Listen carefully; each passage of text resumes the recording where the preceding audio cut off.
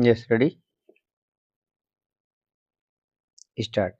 It is a strange paradox that the historian who is concerned professionally with the past plays a crucial role in the future of the society which he has studying.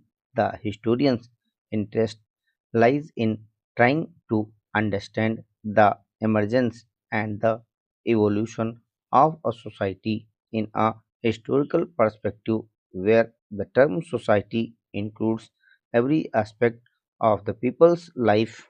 As a result of his investigations, the historian creates a picture of the society in his handling of the evidence from the past. He is often influenced by his own contemporary setting. Historical interpretation can therefore become a two-way process where the needs of the present are read into the past and where the image of the past is sought to be imposed upon the present. The past image of the past he is historian's contribution of the future for this image can be used by his contemporaries for political making.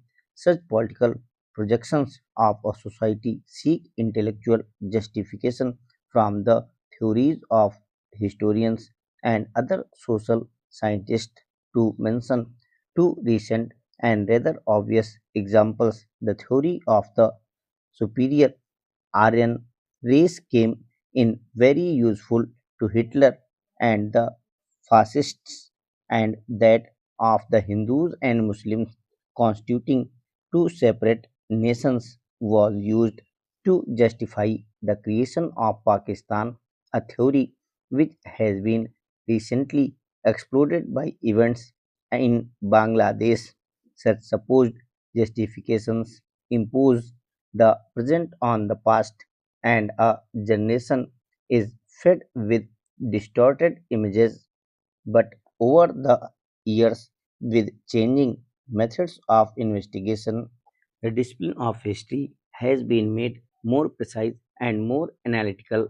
No evidence and fresh interpretation enable us to recess the past in more realistic terms and proceed in new directions. Historians too have become, as it were, self conscious both about the nature of the evidence and about the social and political function which historical writing has played in the past. Knew more than ever the historian, without compromising his scholarly integrity, has much to contribute to society. The modern writing of Indian history developed during the last 2 centuries. The needs of these times had encouraged the adoption of certain attitudes and theories about the Indian past, which are now becoming increasingly irrelevant. The time has come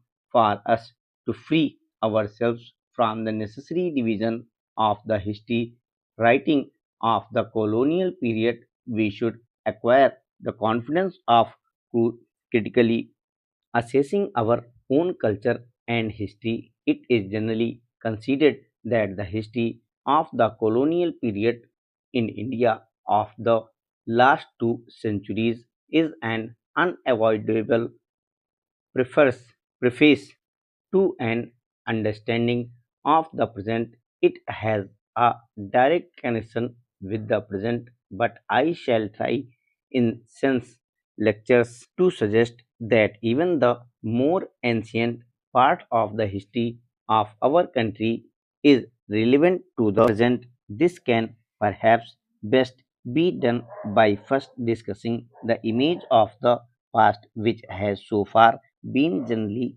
projected, an image which on occasion has led to deeply rooted prejudice in the minds of both Indians and others. I shall then indicate the kind of evidence and interpretation which is forcing historians to reconsider this image. it is still a popular belief that the Indians were an historical people and kept no records for their history. The ancient Indians did keep records of those aspects which they felt were significant and worth preserving. It is true that of these records do not deal with political events and activities. They are more in the nature of legends and monastic chronicle, all legitimate constituents of a historical tradition, but no fortunately very useful as a description of contemporary happenings. This latter type of record developed in the period after about AD 500 court chronicles and historical geographies of considerable authenticity were maintained by the Turkish and Mughal courts, and the tradition remained alive until recent time. So, when the Europeans arrived in India and began to look for histories of India, they found ample evidence on the period after about AD 1000 about, but the earlier centuries remained historically missing. The event factual records of this early period were written largely in the Brahmi script, which could not longer be read by Indians. Consequently, the discovery of the Indian past was initiated under the auspices of the new rulers, the British. A major contradiction in our understanding of the entire Indian past is that this understanding derives largely from the interpretations of Indian history made in the last 200 years. There is a qualitative change between the traditional writing of history and history as we know it today. The modern writing of history was influenced in its manner of handling the evidence by two factors.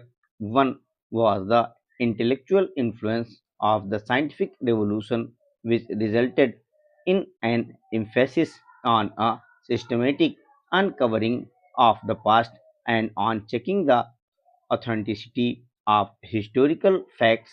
The other was the impact on the motivation of history by the new ideology of nationalism, with its stress on the notion of a common language, culture, and history of a group. Indeed, historical studies the world